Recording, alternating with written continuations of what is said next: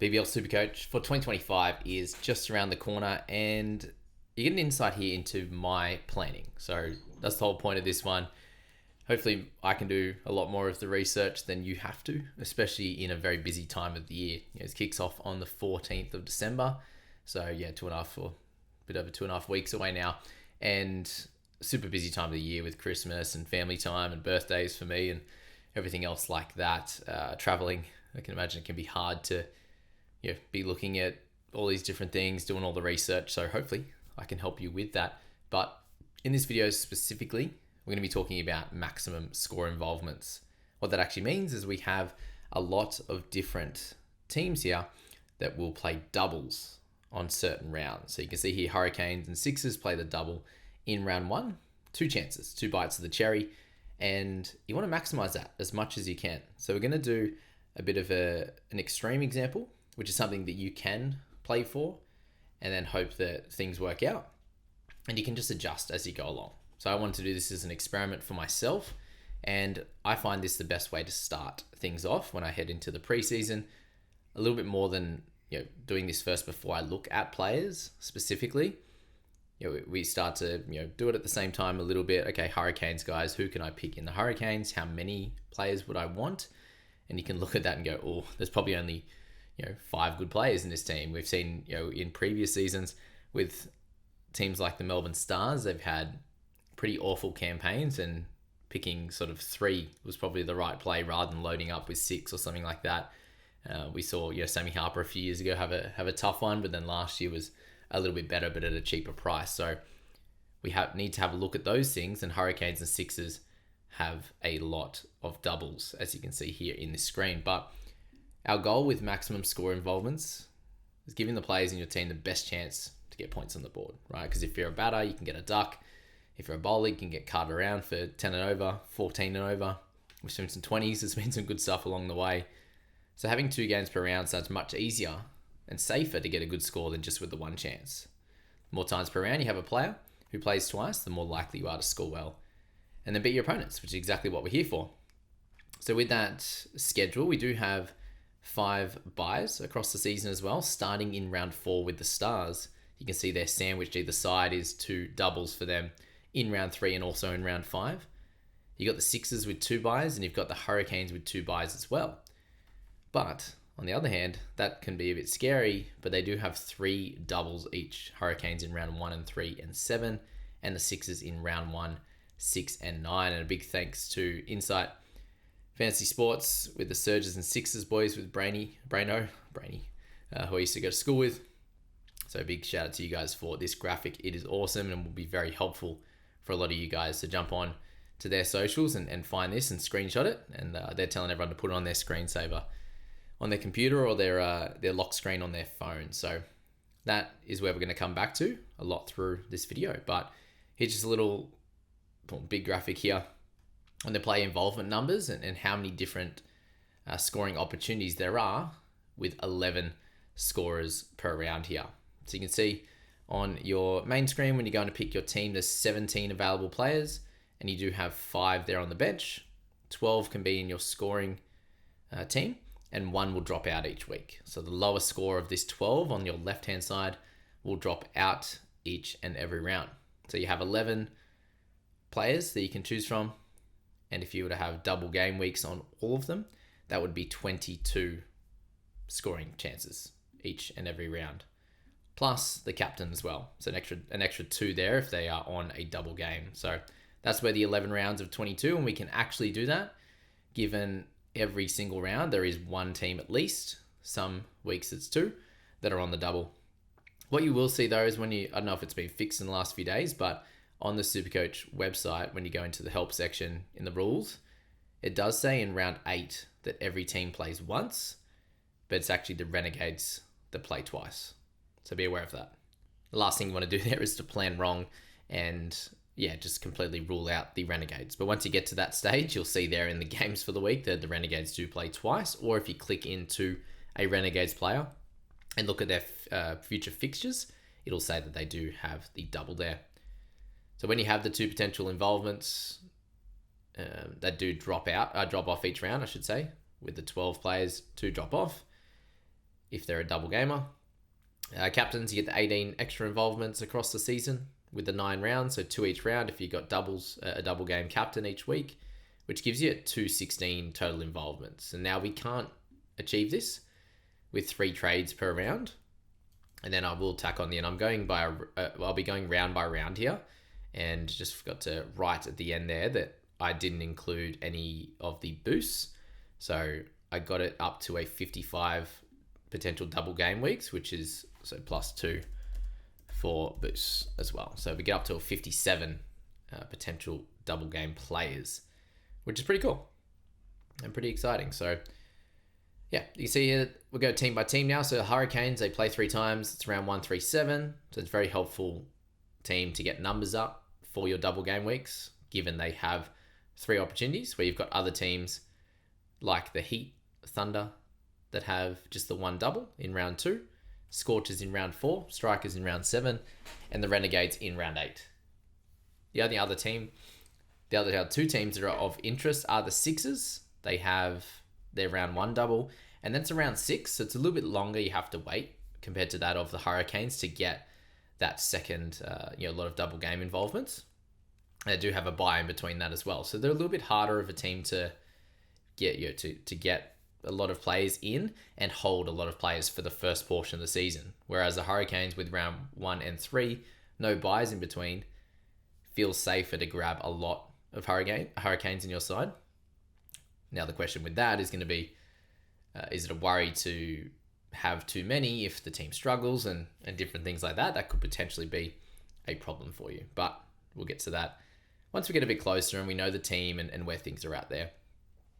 But the stars of the other squad there are round 3 and 5 double with the bye in round 4.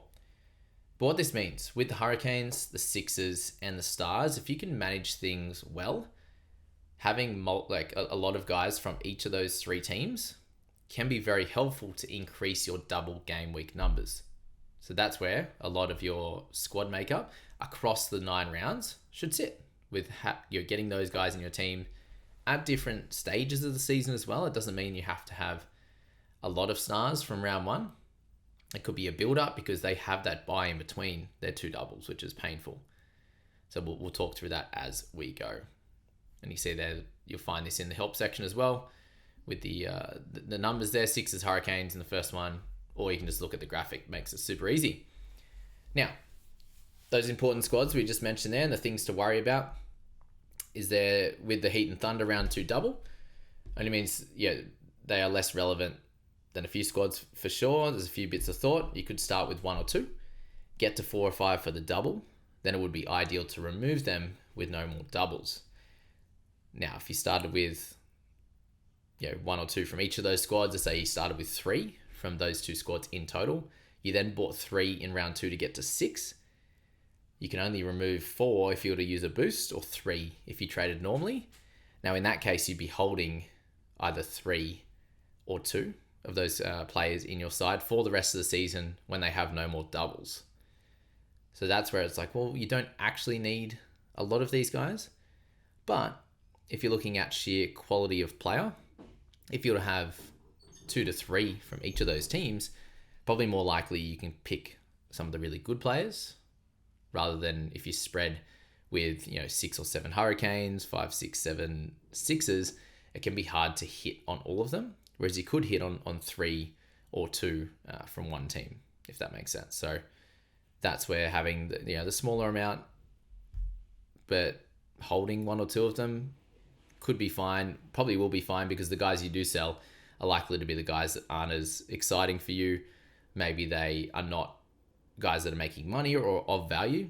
There's a few players from each of those 2 teams that could rise in value past their round 2 double from just getting some decent scores. They're either a little bit cheaper. We've seen guys like Bartlett, Michael Nisa, guys like Daniel Sams, all these types of players that are of a cheaper value than they usually have been and what they can get to. So that's the interesting thought with those guys, holding them past that round 2 double. There will be other opportunities to potentially sell them later down the track, but again, they could be a decent single game guy to hold if you're playing the involvements game, if you're playing the double week game by selling different teams week to week, which we'll become a little bit more clear as we get through this. Scorchers round 4 double, similar to above.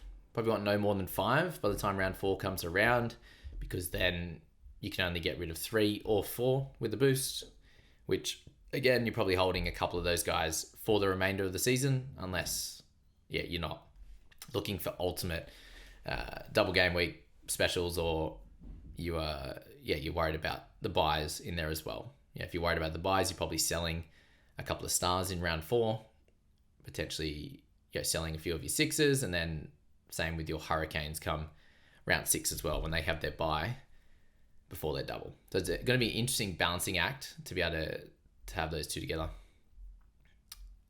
And then the other two we've spoken about as well. So maximum numbers, the aggressive strat. So with 17 total players, we have an example here with hitting 11 double game week players in round 1.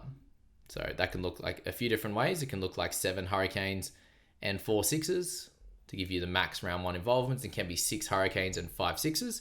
So when I did this little experiment at the start, I went with 7 and 4. What I did work out throughout, once I got to about round 6 or 7, decided that basically you could go 6 Hurricanes, 5 6s as well, and be pretty well fine, which will make a bit more sense in a sec. Now, to finish off the rest of the 17, we'd go 1 Heat, 2 Thunder, or 2 Thunder, 1 Heat. Wouldn't matter either way. And that just gives you an opportunity to have some double game week guys ready to go. There is a bit of value in those two teams also, so you're not sort of jumping the gun with guys that maybe are at value already. You can get those guys and then pick the best potential scorers for round 2. 2 Scorchers, so you can loop them in round 1. They play the first game of the round, which is helpful. And then 1 star. That just gets you a little bit more ready for round 4 and round 3 and their first double before their bye in round 4 there. So not overloading with the stars because they have that bye wedged in between their 2 double game weeks. So that gives us 11 double game weeks, and we will add it up as we go through. So heading into round 2, you come into it with the 3 doubles for Heat and Thunder. You buy 2 to 3 more to then be sold the next week, but let's assume it is 3 at this point. So then you would sell 3 6s. The reason you would sell 3 6s is because they do have a bye before their next double. And all of the other teams you're holding, Scorchers, the Hurricanes, are going to be playing a double before these guys. And as I said, you're not going to want to be holding like 4 to 5 6s during their bye. I think it could become a little bit too difficult, and potentially holding 3 is the strategy that I used here, so that you maybe have one more looper to use, but you also don't overload in buy guys in case you have an injury or something like that and you are left short in your playing 11 or 12, which can be definitely very, very tough. So you sell the 3 6s, you get the 3 between Heat or Thunder. You play 6 doubles this week, which is pretty good. So it gets you up to 17 double game weeks.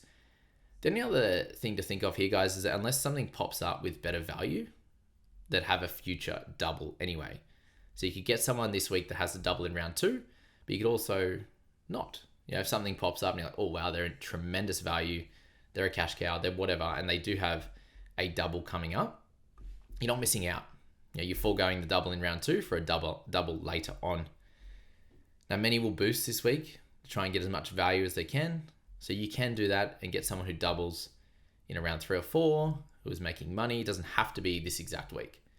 And now for ultimate involvements, it's not the best idea to boost, as you are removing someone, 6-up, who has a future double. So that's something to think of as well. It's the toughest week to boost for that reason, because you potentially are taking away one extra double game week involvement, which we don't want to do, right? If we're trying to maximize that in this scenario, but everyone's going to be different. Everyone's strategy will be different. None of them are perfect, but this is a foolproof way of doing really, really well. Talked to Andrew Langley, and he's won back-to-back, he's won IPLs.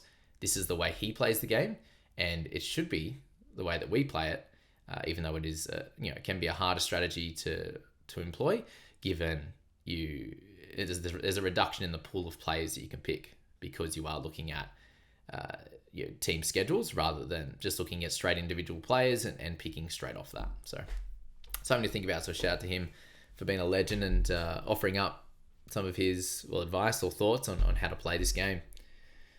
Now, round 3, you're looking at trading 3 of the Heat or Thunder, potentially a boost week, because those two teams are no longer needed. So that's where I think a boost in round 3 could be more helpful, and you can buy someone that has a future double, whether it's round 3 in this one or it's later down the track. You could buy a Renegade, you could buy a Striker, you could buy any of those players, because you're now removing someone that doesn't have any more double game weeks for someone that does down the track. It doesn't have to be that next round, which I think is something that I've been or have got caught up with in past seasons, is that next round to try and maximize it, whereas it doesn't matter because that guy has already utilized his double. So in this case, with this situation that we've come up with, we currently would come into the week with 8 doubles. So you could easily get to 11 just with 3. The boost, if you wanted to, could add someone with a later double, right? So by having 1 star, buying 3 stars in this scenario, given I already have 7 Hurricanes, is the ideal strat. You get to 4 stars, cool. Buy someone else from another double if you want to boost. It would make 7 Hurricanes, 4 stars, to be either held into the buy or I think potentially selling 1 star. Now, if you started with the 6 Hurricane strategy, that's where buying or getting up to 5 stars could be a little bit tough, because then you'd have to end up selling 2, I think, at least 1, to be able to field a decent team come round 4 with them on buy. So that's where the strat you can choose between the 2. Yeah, and so having so many Hurricanes, that means you don't have to go overboard with the stars on the buy the following week. And that would get us up to a 28 double game weeks with the 11 there, and leaves us with 7 Canes, 4 stars, 3 Heat or Thunder, 2 Scorchers, and a 6er. Round 4, stars on buy. Goal is to keep the 3 stars on the bench. Like I said, probably leave keepers in there. A keeper would be easy as well. If you wanted to start with like a Joe Clark, then that could be cool, or you're buying him after. In round 4, Scorchers have the double, so you're trading in 3 Scorchers, getting up to 5 doubles for this week. And you're selling a mixture of Hurricanes, still a double game week, so 1 more double game week, but they have buys. So mixture of those guys, Heat and Thunder. So in this case, so likely 2 to 3 Hurricanes and or 1 of the other, because you don't want to hold too many Hurricanes heading into the round 6 buy. And I don't think you want to hold that many Hurricanes in general, because as I said at the start, you could have 4 or 5 guys that could be good, and you have 2 or 3 that struggle. It's hard to, unless the team's flying with the bat and the ball, it's going to be hard for all of them to go well. So let's say 2 Hurricanes, 1 other, or it could be a good boost week as well, round 3 and 4 rather than 2 and 3. Yeah, to get that extra number, the boost can be used to remove a buy guy. So 33 double game weeks we get up to, double game week players we get up to, so just 5 in this week with the 5 Scorchers in your squad. Now, round 5, the Scorchers are done with their doubles now. So you're selling 3 of those guys, keeping 2. It's going to be, is what it is kind of thing. And you buy 3 stars for this week. So you're sitting there with 3, gets you up to 6. Sitting there with 5 Hurricanes, 3 Heat and Thunder, and then 2 Scorchers and 1 6er there. So that puts us to 8, 14, 17. Yeah. Simple and easy. 6 doubles in that one gets us up to a 39 double game week if you're looking for the ultimate strat. Round 6 then. We're looking to sell a couple more Hurricanes in this one. 1 Heat, or Thunder, or Scorcher, or Star. And in this case, you're buying the 3 6ers. So that team there in round 5, they were the squad that had the buy. And if you're sitting there with just the 1, you could potentially have the 2, like we said at the start. And this is where I very much noticed that, if I'm selling 2 Hurricanes back-to-back weeks, you could start with 6 instead of 7. And then you're selling one of the other players, you're selling 2 of the Heat, Thunder, Scorchers, and Stars, and you'd end up in the same place, which is cool, right? Rather than selling that 1 extra player, you can get rid of one of the other guys that doesn't have a double. With the Hurricanes still having another double, you would have the 1 less, but use 1 less trade, if that makes sense. So you get rid of one of the other guys that are done with doubles, rather than selling someone like a Hurricane who does have another 1 left. Be buying 3 6ers in this one to get you up to 4. In that case, 3 Hurricanes left with a double game in round 7, but they are on buy in this one. You have 5 stars left, 3 heat or thunder still, the 4 sixes as we said, and the 2 scorches, getting up to 5 for the double. Yeah, is that right? 5 for the double.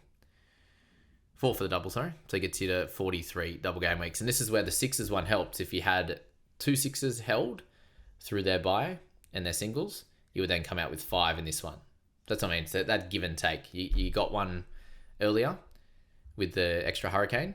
And in this case, you would have one less sixer with just the 4, or you have one less earlier to have one more now.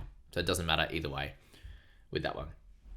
And you can see you guys kind of working out in my head as I go. This is my notes and just blurting it out for you guys as well. And hopefully it helps. Round 7, we look at buying 3 strikers or a renegade.